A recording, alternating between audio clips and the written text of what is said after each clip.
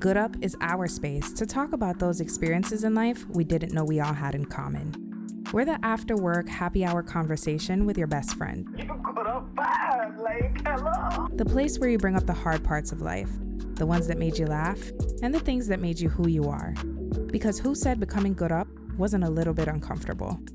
Stay tuned for more information about this week's episode.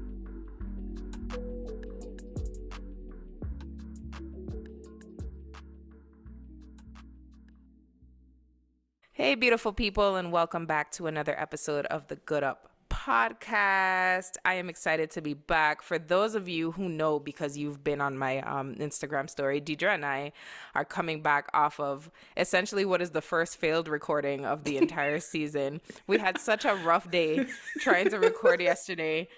I can't even begin to tell you guys how we went from like audio issues to Zoom freezing up to the dog playing in our faces, to the neighbors saying Nuri was like disrespecting us and like wagging her tail and hitting the mic. Dash was like running all over the living room, which is my cat, if you don't know.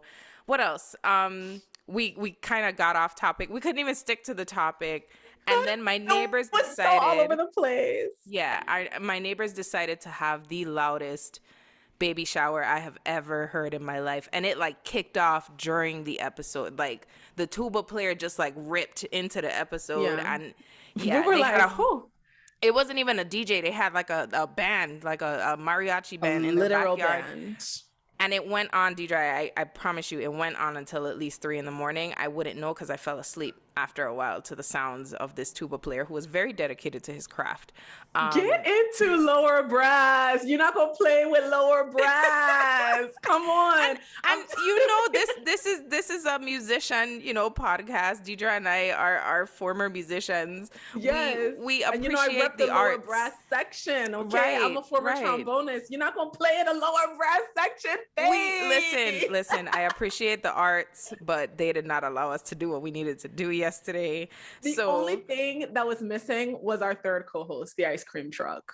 Exactly. Usually we have an ice cream truck that passes by Deidre's house. But we say this all to say we will not be using any of that audio because one thing about Deidre and I is that we believe in quality over quantity. Facts. And if the shit ain't working, then it's not working. And you might get a clip. Yeah, I might post the clip of like my face right when the band started up being like, what the fuck? Are you serious? So yeah, anyway, all that to say, we're back today. Yeah. We are going to start fresh, and we're starting fresh with what I think is going to be an amazing episode. I know I say that every week, but bitch, it's because I do my research and I think every episode is amazing. So exactly. We have a wonderful guest who I actually discovered through following her on TikTok because I really, really love her content. And she is here to discuss the idea of being 30. So turning 30, just this whole concept about turning the age of 30 and why everybody thinks it's such a huge friggin' deal. But before we get to that, I would like India to introduce herself and welcome her to the Good Up podcast. Oh, hello, everybody. Do you guys have nicknames for your listeners? Like, we just call them the Good Up audience, because the Good Up fam, the Good Up listeners. All right. Yeah. Well, hello, Good Up fam. My name is India, but on TikTok, I go by Noxima Jackson, Jesse's daughter. If you've watched Tu Wong Fu, thanks for everything, Julie Newmar. You understand that reference. What is it? I think that's about it. I'm ridiculous 97% of the time, so... Fun. We love that. I love Deidre and I to fill in the other 3. Thank you. Yeah. So yeah, exactly. So exactly. welcome. We are excited to have you. So this topic, Deidre and I have kind of talked about it casually before, but what really solidified it for me was I actually saw a video that you posted. I think it was in response to a question about turning 30 and what that's like and what the difference is between your 20s. So people are obsessed, especially I feel people in our generation with this idea of like having your shit together before you turn 30, right? Yes, they are. Like 30 is the deadline. 30 is the just the line of demarcation of like, if I don't do all of these things Then by you're 30, by doomed. 30, I'm doomed. You gotta just yeah. scratch Your it. toes. I have It's failed over. in life and I just fucked everything up and I'm just a failure. So And just don't so forget your knees give out, because apparently apparently your knees give out, your your back bones stop starts working. curving. That is Snapple facts, okay? Those are not lies. Your check knees light comes on as soon as you hit 30, like midnight. For me, it was my ankles. See, I don't know. it was your My ankles ankles? just gave out. Like, I don't know. Every time I experience some kind of an issue, it's my ankles. I already got back problems, so I'm just like, is it gonna get worse? Have I not had enough, universe? Do you need to really add more because of age? Yeah. But anyway, so many of us are kind of counting down until this mythical age of 30 and what's gonna happen. And the good news for you guys is that the only person here who is quote unquote under 30 right now is me, and that's because I only have a year left. I just turned 29. So we have Deidre and all of her wisdom. We have India and all of her wisdom. So we're going to put some truth to the myth of, what actually changes when you turn 30. Should we be freaking out this much? Personally, I think no. But my first question that I'm going to ask the group is, especially for both of you, what do you think is the biggest difference now that you have turned 30, now that you're in your 30s, in comparison to when you were in your 20s?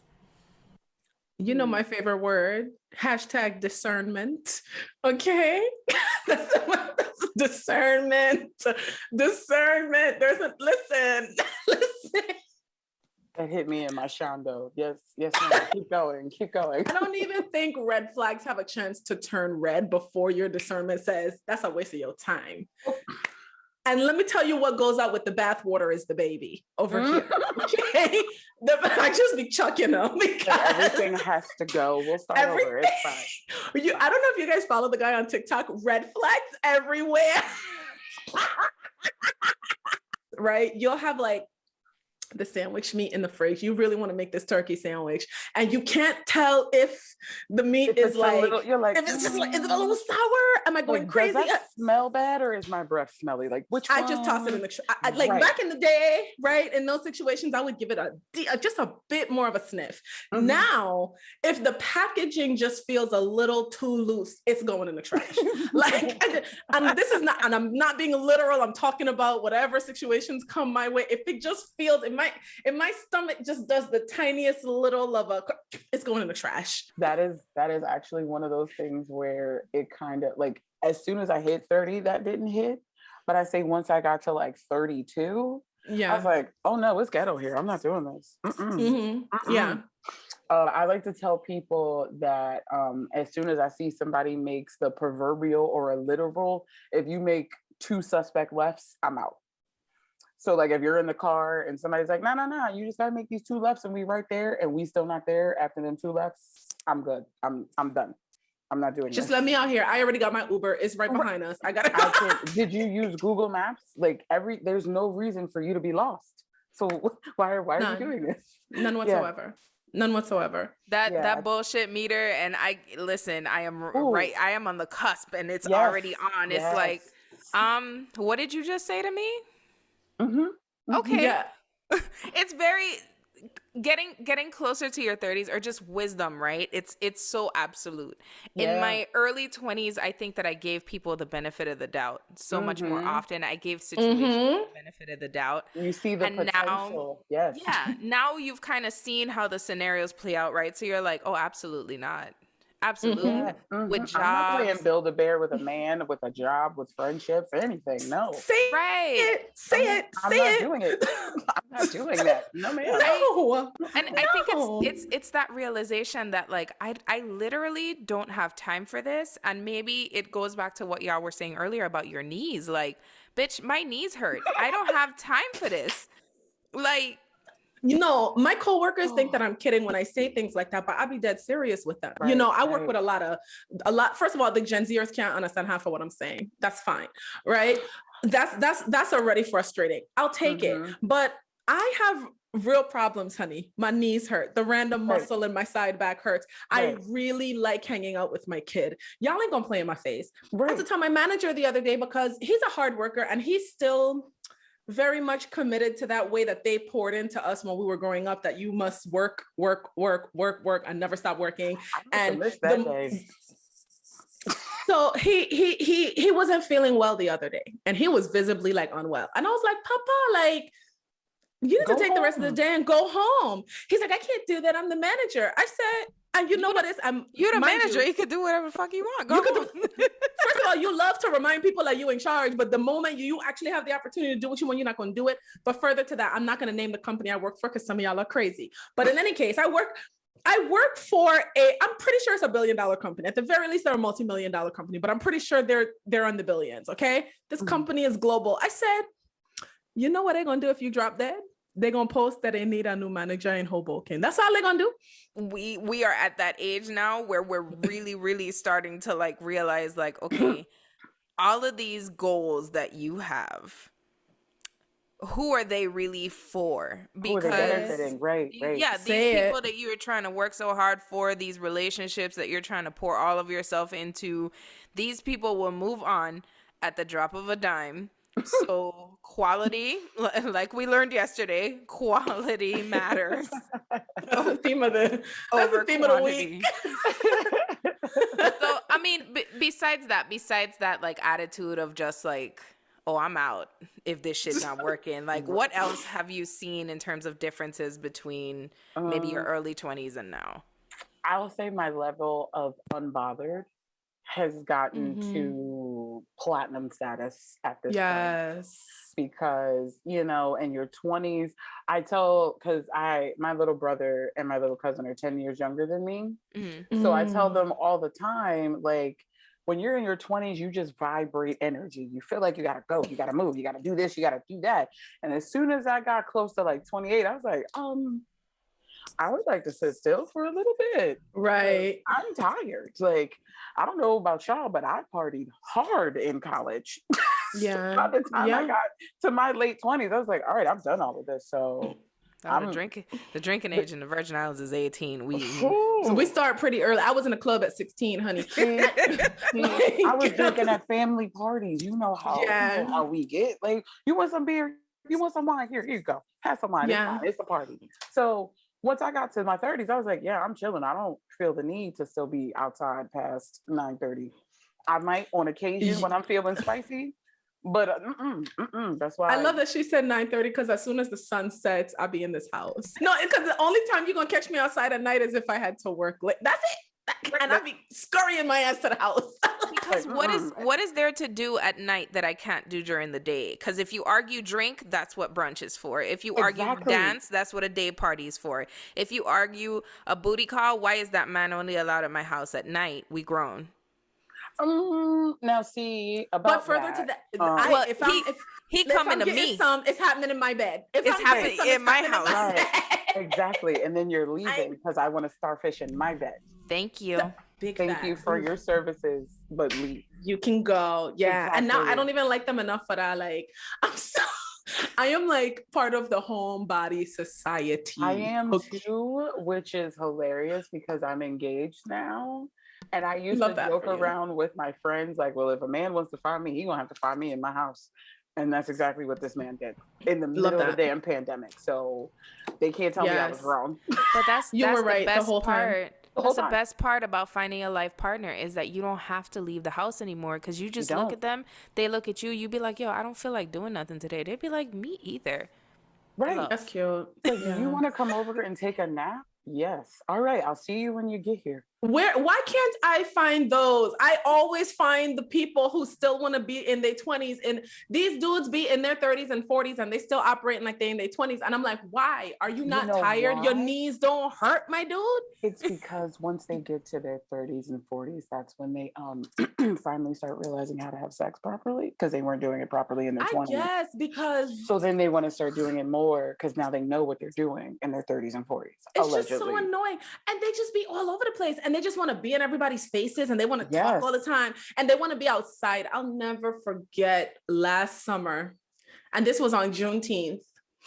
The guy, mind you, he was technically my ex at the time, and you know exactly who I'm talking about here, Isaac, because I had to block that man. I so vexed with him, but in any case,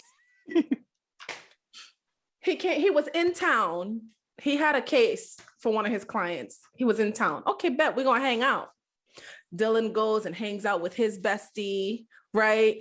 This mother skunk dragged me around the city all day. I wanted to go to my house. My home is very comfortable. Yeah. I invest, and you know my home is beautiful here. You see this shelf? I want to look at this shelf because I took the time. My home is beautiful. To style this shelf. I have all the amenities. My Wi-Fi is fast as fuck. That little boy be gaming. I be streaming. We be doing a lot, and my Wi-Fi don't never lag. My home is comfortable. So I'm thinking we finna come to my house and chill. You know, the baby, he hanging out with he had a little slumber party with his little bestie or whatever.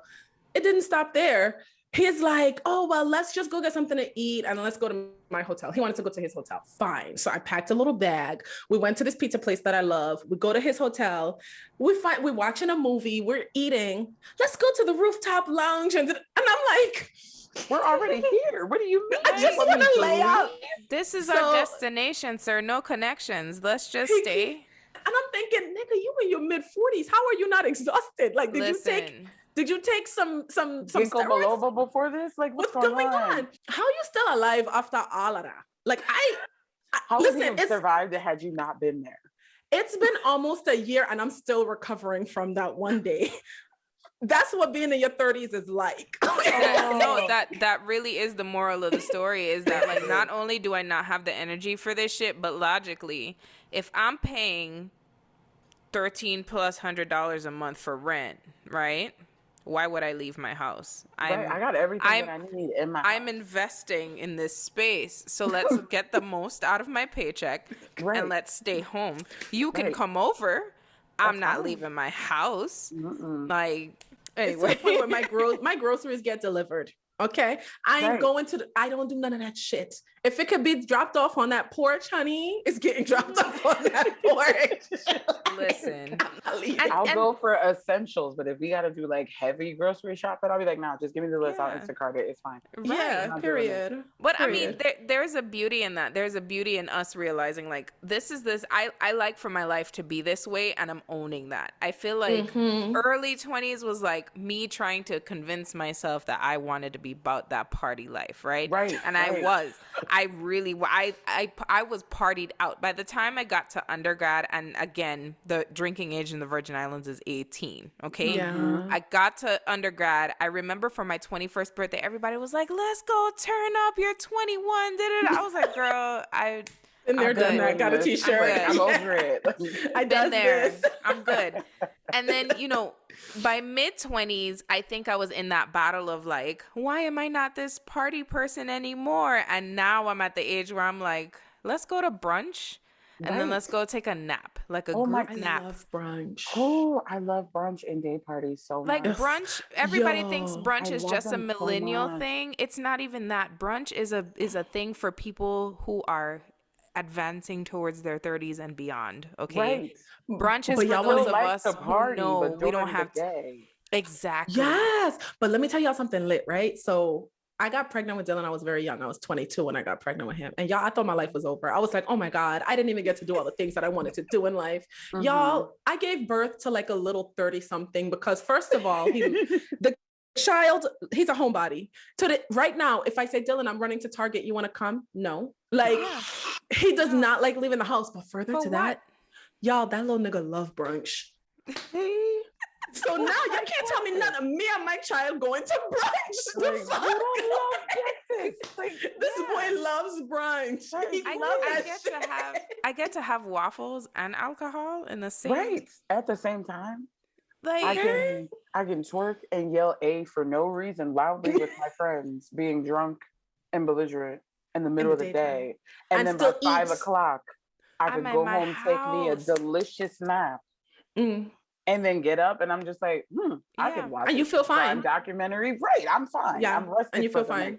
It's lovely. So I guess my question is, why does 30 feel like a deadline to so many people? Like, why is 30 it? Like for everybody, why is 30 like, oh my God? Because people put so much pressure on you for you to figure out your life in college. And I'm just like, why? These are new adults. Yeah. Like, some people are still learning how to wash their laundry right for the first time. Yeah, it's true. They're learning how to budget or grocery shop or anything in your 20s. So by the time you get to your 30s, you understand that there's certain things that you cannot do. And you understand that there's certain things that you cannot eat once you get past a certain time of the night. So it's like, I realized like I was excited to hit 30 because I was like, I'm not young and dumb like I was in my 20s anymore. Same. I'm 30, I'm good. I've been an auntie since I was excited 25. Like I was so excited to be 30. Oh my God. Mm-hmm. And also have to figure it out. Raise your hand if you still don't kind of know what the fuck you doing. No, we don't. We certainly don't. We certainly don't. Let's be clear. Like, so to answer your question, Jay, right? I think it's several factors because I don't think this is a new concept. I think because I remember when I was growing up, the adults, especially the women, once they got to, I think 26, 27 or 28, somewhere around there, they just kept repeating that age. Yeah, they can talk about marriage and settling down and but even even outside of that, they would like, let's say after their 28th birthday, they never acknowledged 29, 30. They just kept saying it was their 28th birthday. I remember that being a thing when I was a kid. And I was like, in 90s culture, it really was, especially because I remember I was rewatching The Nanny not too long ago. I was watching the whole entire series over again. And Fran refused to acknowledge that she was over 30. Like, she would literally rather die than to tell somebody she was over 30. And I'm like, it was fine. It's weird. Like, what? She was always fine. No, what's funny is because earlier in the like as I was like preparing for the episode, I found myself thinking like, because I was born in 91. So like I said, I just turned 31.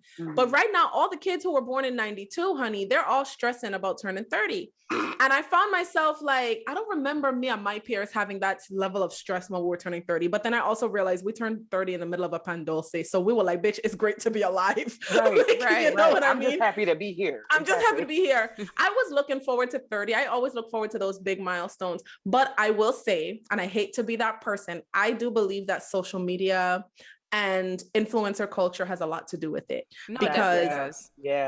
Because like, for one, back in the day, right, you would get these celebrities that are super young who would hit success, and it was understood like this person is a celebrity. That's why they were able to become so successful at such a young age. They didn't have to work hard to climb that ladder. But now you have everyday people who have access to that level of instant success. Right. And so you have multimillionaires at 21, right, who just did it because they were like taking selfies all day or what have you. And I'm not minimizing being an influencer by any stretch of the word, because I know there's a lot of work that goes on behind the scenes. But for people who don't think about things in a complex way, all they're seeing is somebody who was glued to their phone become wealthy. And by the time that person is 30, they either lose all that money or they turn that money into more money. And so they're like, fuck, I spent my whole 20s watching Jaclyn Hill become wealthy. And now what do I have to show for it? I'm still watching YouTube and I'm still broke. So what? I'm a failure. People, wait a minute. People attach like milestones to age, even though life is so very subjective and your path is so different from everybody else's.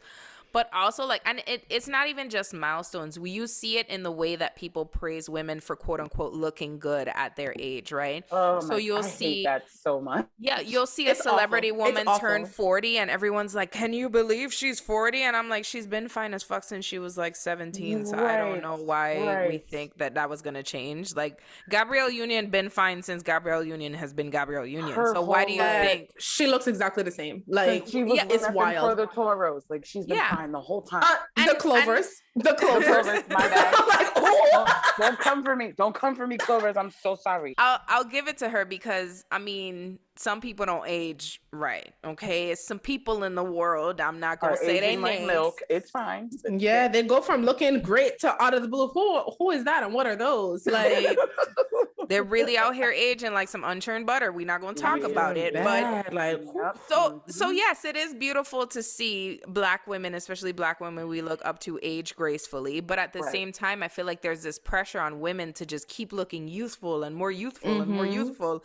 At some point, we ain't gonna look youthful because we not gonna be youthful. We gonna be older, and there's nothing wrong with it. Nothing wrong with that. Gravity is a thing, and we can't defy gravity no matter how hard we try. Like, even if you try, your body is gonna humble you very quickly. Like very quickly. But that obsession with like that 30, that milestone of 30, I've noticed that it's getting smaller and smaller. So before, I know for I feel my group, my generation, everybody is like, oh, 30 is it, right? But now I'm hearing people younger than me saying things like, I'm 25 and I still don't have my shit together. I'm like, girl, when I was 25, I didn't know my fucking ass cheek from my left elbow. Like, what do you mean? Yeah. Like, what do you mean? The people, I say, like, the pressure that young people put on themselves to try to measure up to some impossible standard, I feel like is even worse than what it was when I was in my 20s. Because when I graduated college when I was 25. So at that point, we graduated into a freaking housing crisis and a whole, what is that thing? What is this daggone word? The recession? Yes, a whole recession. So like, a lot of us who had these, grand ideals of what we were going to be doing once we got out of college and we were going to hit the ground running and do all these things and make change and all this other stuff. After about 5 years, you're like, I just want to move out of my parents' house and pay my bills and maybe eat every week. And let's see what I can do once I get to that point and move forward. And now you see like my little cousin, she's 26 and she's like, I just feel like I need to have the focus of Beyonce. And I'm like, baby girl, Beyonce is a different animal. Like she's been doing. She's a whole. First of all, she's we don't like of all the people. Beyonce is not the one. It's so funny. When I was working on my Ghetto Ass corporate job, I had made myself this little thing that said Beyonce wasn't built in a day, and she wasn't. And it was posted on my thing because a lot of year.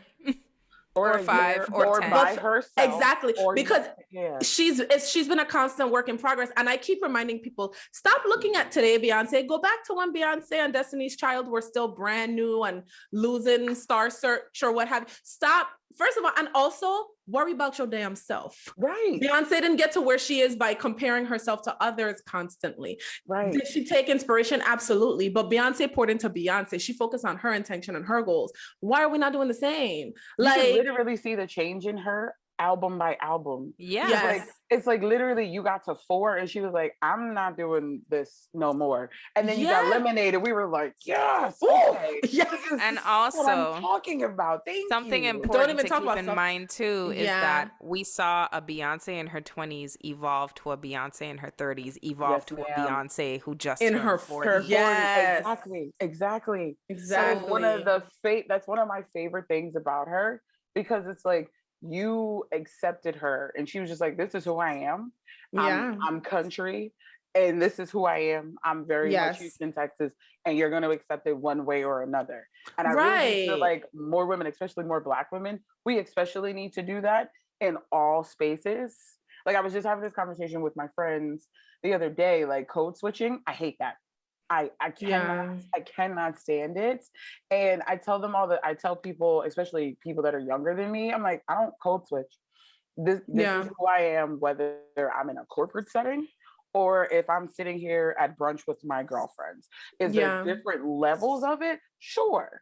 But it's still going to be the same vernacular, but you're still going to know, like in the corporate world, I'm still educated. You're still going to listen to what I'm saying. Yeah. But I don't feel the need to, code switch or whitewash or whatever it is that I'm talking about, because this is who I am. I'm gonna be like this all the time. Yeah. So stop doing that. Stop playing this, putting on that role or that mask or whatever. No, I don't. I think that for me is probably the biggest difference between Hey Isa at 21 versus Hey Isa now is that level of self-acceptance of like, why am I putting on this? Like I used to code switch heavily, right? Because for us, being from the Virgin Islands versus going to the US, code switching means like speaking a certain way, right? Like speaking quote unquote proper English versus Right. speaking in our accent.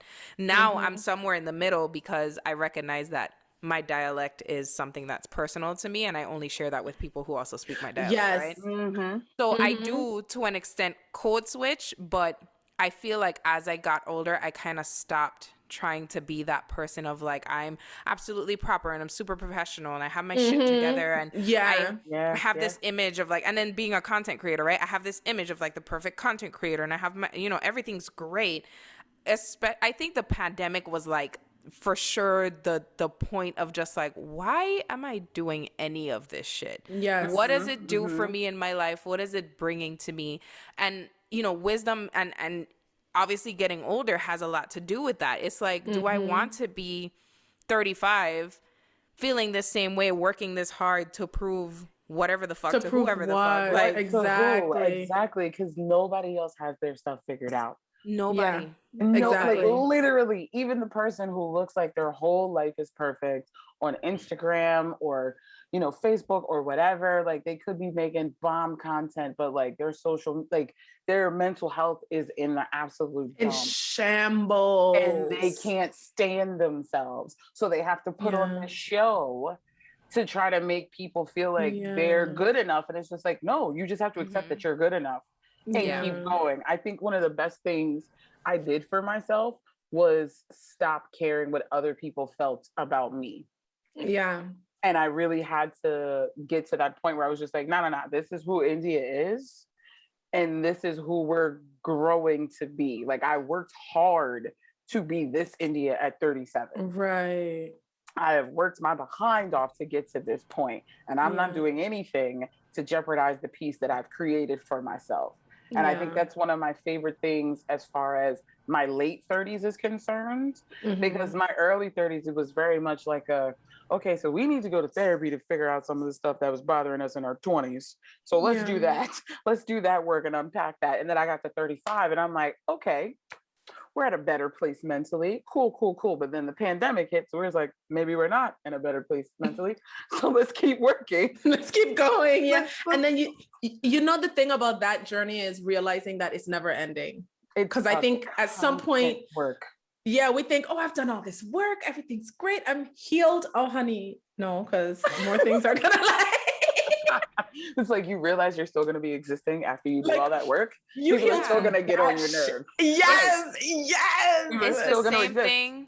It's the same thing with those milestones, right? We have, or we had all of these goals that we wanted to hit in our 20s, all of these, markers we wanted to make sure we're done before we hit 30, not realizing that, like, yes, it's good to have goals. It's really good to have goals. You should always have goals of things you want to do, but it's how you approach them and it's how you treat yourself in the process of trying to attain those goals. Because if you tell yourself, there's no room for flexibility, I absolutely have to do this before I'm 30 or else I'm a failure, you're going to hit 30, maybe having hit all of those goals and realize that none of them fulfilled you. None of them did anything for you.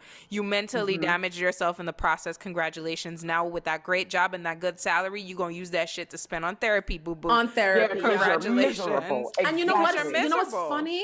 We referenced this in last night's failed episode where we talked about the fact that like you have these blinders on and you're not living in the moment. And then you finally do hit that milestone and you're like, oh, okay, now what? Like on Soul. Have y'all seen, I love the movie Soul. I haven't seen it yet. You gotta watch people it. Keep telling me you're gonna cry, and I'm like, I don't sign up to cry. Oh, I cried. Every day, so. But the crying is worth it though. Soul is definitely gonna get you there. I shed some tears on Soul, It's but gonna get you in the feels. It is a really important movie because it kind of makes you realize like, wow, I'm living my life with this one set goal in mind. So much so to the point that everything else is passing me by. Yes. And in my 20s, I wish that I had spent more time actually enjoying being in my 20s instead of focusing so much on everything I need to do before I turn 30. Because the reality is that, like Deidre said earlier, life don't give a fuck about your plans. The universe don't give a fuck about your plans. She don't. She don't. If 24-year-old Heiza had gotten her way, I would be like a congressional aide in DC. I would be there was no way I was not going to be the president of the United States press secretary at some point in my life. And guess what? Instead, I chose to cuss on Twitter and launch a podcast, bitch. And life still worked out. Better, so much better. So much better. I'm probably So a much lot better. less stressed now than I would have been doing that job. But just That would have been so boring, hey, Isa. Like, You wouldn't have been able to cuss at all. Like, I'm trying to Mind you. imagine you in that setting. That would have been so lame. mind you, and saying 24-year-old Heiza was probably a little bit too old, because this was like right when I decided to go the communications route. This was pre that man being elected. So around the time I would have ended up in DC would have been when when the apocalypse hit. when the apocalypse Yeah. hit, when he was inaugurated. So, you know, all these plans I had, all this route I was supposed to go, up until I got my master's degree and finished grad school, I was like, this is absolutely where I need to be. And life absolutely did not go that way. And I had a really hard time with it at first, because I felt very much like a failure instead of somebody who had just simply adjusted when life adjusted. Like, you didn't fail, you just are going a different route, and that's fine. And if you want to keep trying towards that goal, cool, but you didn't fail. Like, who's grading you? Right. Who is You're grading grading you? yourself, and you're grading yourself like the Russian judge at the Olympics. You're not giving yourself any grace. Really Yeah. and truly. For There's real. no type of curve on this grade. There's nothing. It's just like, if I'm not doing this by this point, I have I'm failed. a failure. Exactly. Yeah. And then it's like, but wait, you got to that point. How Yeah. many people did not get to that point? That part. And I've seen so many people talking online about things like 30 under 30 lists, and how like those lists, or just like the concept around those lists, don't help this. They're not helpful at all. Oh, Yeah, they like don't. They're not helpful at all. Yeah. And They're it's, not helpful at all. it's so because- funny, right? Because when I ended up on a 30 under 30 list once, Oh, and it was pretty recent. And when I did finally end up on a 30 under 30 list, I was like, but what did I do? how did I get here? Like, what? Yeah, I was like, are you sure? Like, I'm not doing shit Yeah. with my life right now. And they were just like, no, yeah, we just want. I was like, okay. Okay. It was funny seeing those conversations about like, oh, that puts pressure on people and da da da. I was like, I really want y'all to not put pressure on yourselves, because I promise you, they messaged me one day and was like, here you go. I was like, okay. But let me ask you something, because when you were preparing for that, because I know the list you're talking about, because Daima was on that list too.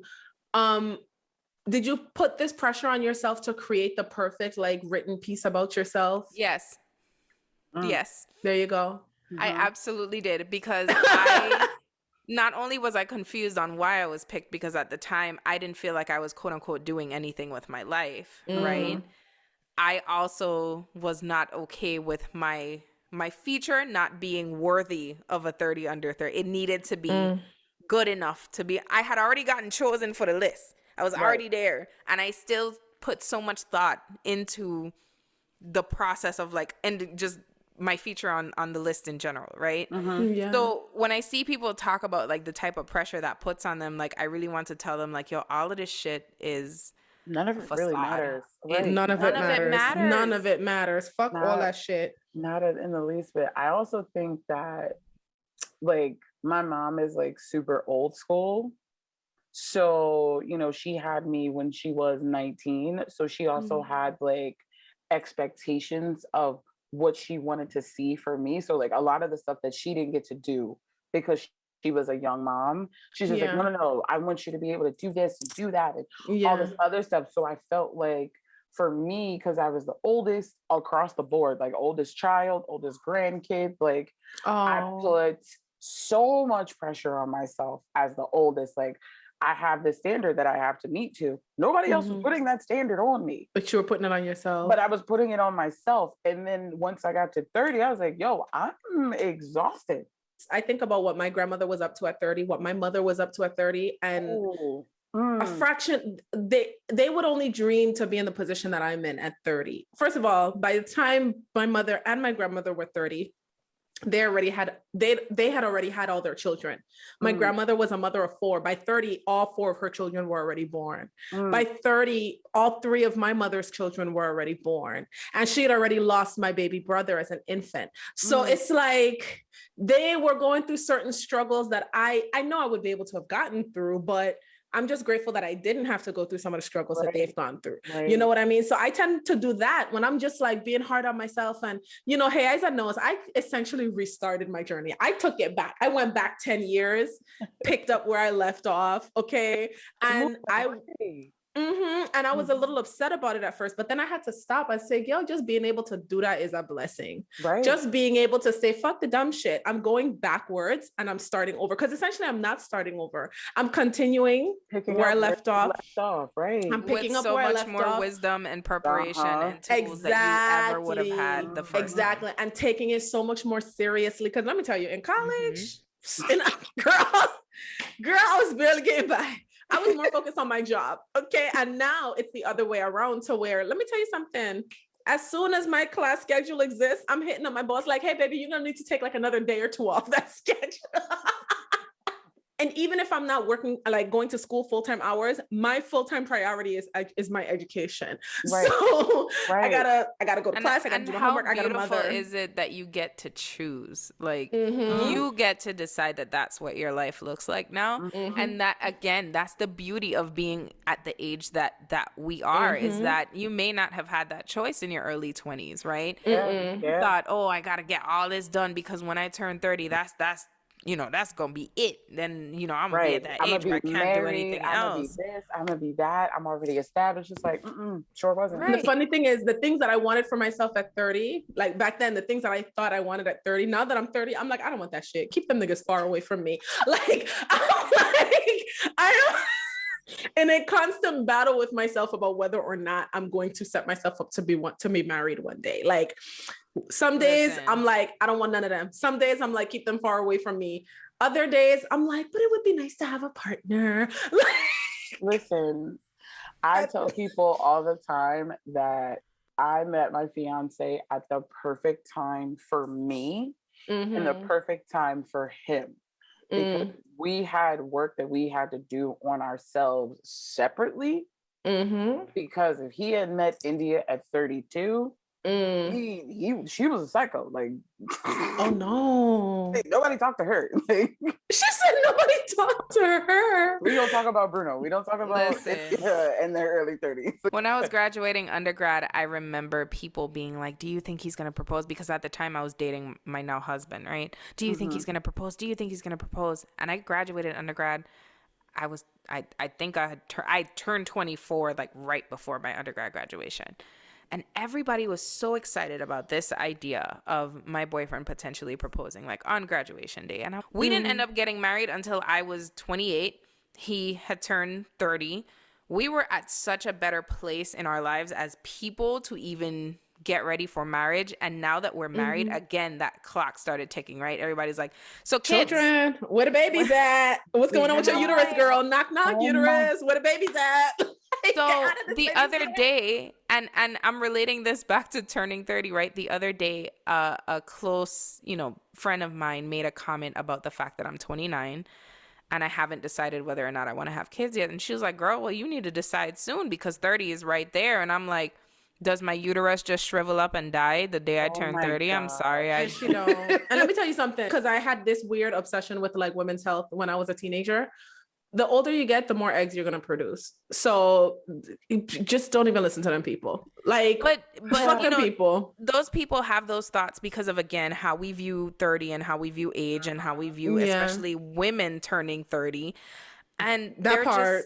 I've realized that like, this clock I've been on my whole life heading towards 30. Yes, a part of it was me, but a part of it has always been other people. Societal, thinking that this is how life is supposed to go. And I'm like, I am in no way mentally prepared to be somebody's mother. And I am 29 with a master's degree, with a great job, with a great husband. I still ain't mentally prepared for that shit. So why are we expecting 24 and 25-year-olds to be?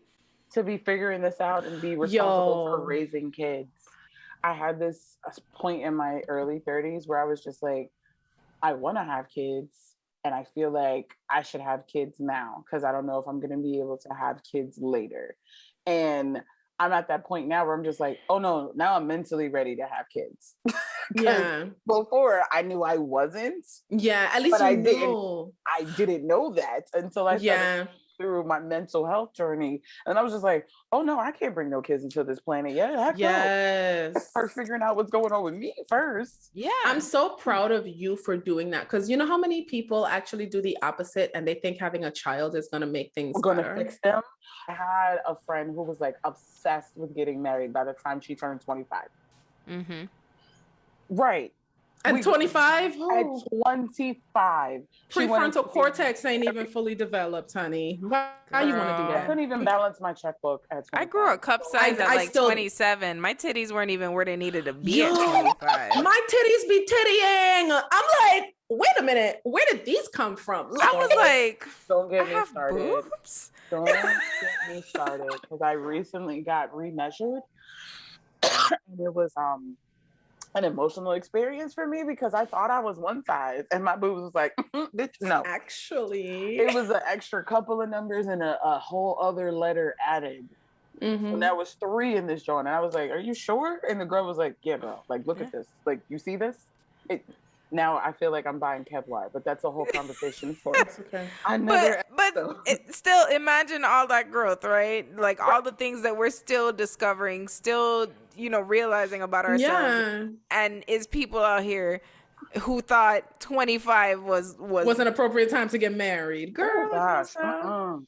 So with that being said, though, what are life lessons that you would like to share with people in their 20s? What is some advice you would like to share with someone in their 20s who is listening to this episode and thinking, I need to have my shit together before I turn 30 or else I'm going to spontaneously combust and cease to fucking exist? What would you like to say to that person? I would tell them to spontaneously combust.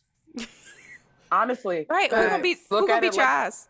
I like it. I look at it like a phoenix. Every time a phoenix combusts, it comes from those ashes and grows anew. And it's beautiful just as it was, but it's learned things and it's changed and it's grown. So spontaneously combust. Be a little chaotic. Be a little delusional for a little bit. Yeah. Live your life. Do not live your life for other people. Live your life for yourself. Do what you want.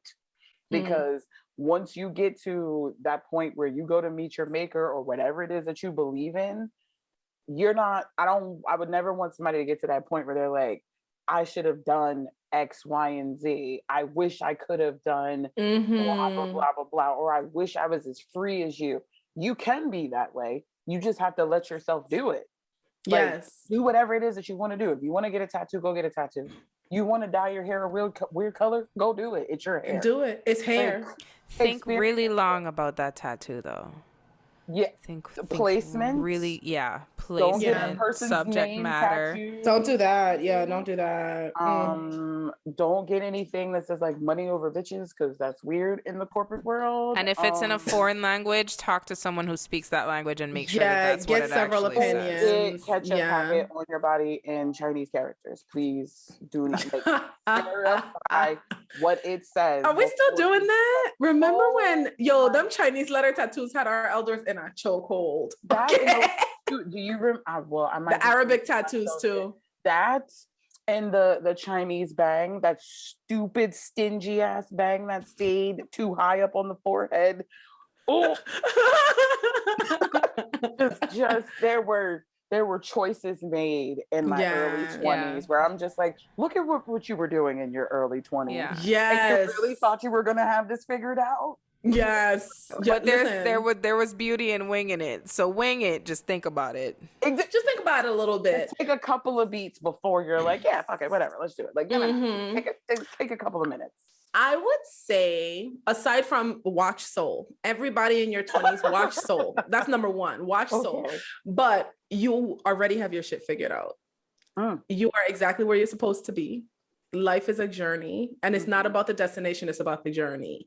And when you get to certain points in life, you're going to realize that even those random interests that you had, every single thing you go through is just little puzzle pieces to the big picture. When you look at a 500-piece puzzle, sometimes shit just like, what am I even looking at? Right? You have to take time to group the colors and match the shapes, and you're not going to get that puzzle done immediately. But when you get it done, every single tiny puzzle piece makes sense. So just enjoy the journey. Be in the moment, be present, learn the lessons. The heartbreaks hurt like hell right now. At some point, you are going to cackle at yourself. I promise. At some point, you're going to think back on that motherfucker and you're going to be on the floor laughing your ass off. Like, look at that person you thought you wasn't going to be able to live without. Listen, but I mean, my advice for people, I mean, I'm still in my 20s for another year, but my advice for people in their 20s as I wrap this on up would be, you need to ask yourself more often, who gonna beat my ass? Because the answer is nobody, unless you're doing some illegal, disrespectful shit. So when you don't want to do something anymore, if you decide you don't want to go to grad school, if you decide you don't want to have kids, you don't want to get married, or if you want to do those things but you didn't do it in the time you thought you were going to, who gonna beat your ass? Who gonna beat your ass? Who gonna beat your ass? But that's a good one. Who gonna beat my ass? Who gonna beat your ass? But also, who's grading you? Like, who is grading you on this assignment called life? And why is it that you're acting like you have a due date and a deadline for everything? God ain't grading you. The universe ain't grading you. Your parents, if they still grading you and you 26, 27, then guess what? You need to start going to therapy and having some conversations about why you feel the need to report to those people. If they ain't feeding you, fucking you, or financing you, you do not have to answer to those people. Facts. So yeah, just really and truly stop living life like you are being graded and that you have a due date for every assignment, and just live life. Like, 30 is going to get here, and then what are you going to do with the rest of your life if 30 was the deadline? There's more after that, hopefully. You're just existing right now. In general, just take care of yourself. Yes. The girls say you are what you eat. It's a fact. Stay hydrated. I think the last little bit of advice I would give kids in their 20s is don't think your parents have all their shit figured out, because you're going to get to a certain part of your 30s where you're going to be raising your parents. Because I'm currently the single mom of 2 grown-ass adults, and I would like my income tax refund. I need my child credit because these 2 people here, they little babies that don't listen. Do they be bickering at each other and then venting to you? Like, listen, my parents are separated right now. Oh, please. They getting back together. I like to stay in a child's place. That's fine. That's y'all marriage. I ain't got nothing to do with that. I'm gonna stay over here in my place. But I find myself saying things to my parents like, okay, so walk me through your thought process here. Why did that make sense to you? How do we get from point A to point Z? Because it's usually A to B, but you went A to apple to square, and then we got the Z, and the math's not mathing. So just walk me through it. And it upsets me because I'm like, y'all realize I'm your kid, right? Like, how did the roles flip? When did I become responsible for y'all? But also, you start to see your parents as human when you get to this age. You start to kind of realize, because I think in my early 20s I couldn't really see the humanity in my mom yet because she hadn't had me yet, right? So by this age, by 29, my mom had 2 out of her 4 kids. She was getting ready to have the 3rd. She had me at 35. So my mom was like married and managing a household and doing all this stuff, and I start to relate to her more heavily in life because now we're sort of in these similar places, and I'm like, how the fuck were you managing all of it? Oh God. All right, y'all, we need to wrap up today's episode, but hopefully if you're in your 20s and you're listening to this episode, you're getting some good advice, because it's great advice, and I hope that you hear it. I hope you take some of that pressure off of yourself, relax a little bit. Please know that there is not a ticking time bomb that is going to go off once you hit 30. Everything is going to be fine. Like, yeah, your knees might creak a little bit, but nothing's going to start deteriorating. You know, you're good. You're good. Take it easy on yourself. With that being said, India, thank you so much for joining us. We have to bring you back on because, we have to. Thank you. We have to. Yeah, I was super humble that you asked in the first place. Like that. Of course. You felt about being on that list. I was like, wait, are you sure? Yes, of course. No, you're such a joy to have on the show. Thank you for coming. Thank you so much. Thank you so much. Anytime you guys want me back, just let me know. I'm with it. Oh, of course. Yeah. So we will definitely tag India in our episode description and also on our social media so that you can find her and support her social media.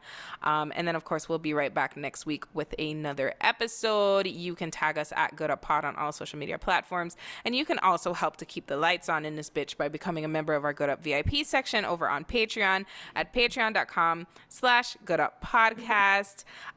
Love you guys. Thank you guys for always, being a dope ass audience and supporting us. And of course, Deidre, you know how to end the episode. Tell the people and bye. Bye. Good Up is hosted and produced by Deidre Ritter and Heiza Quinones Ivory and is a proud member of the Kickin' It family.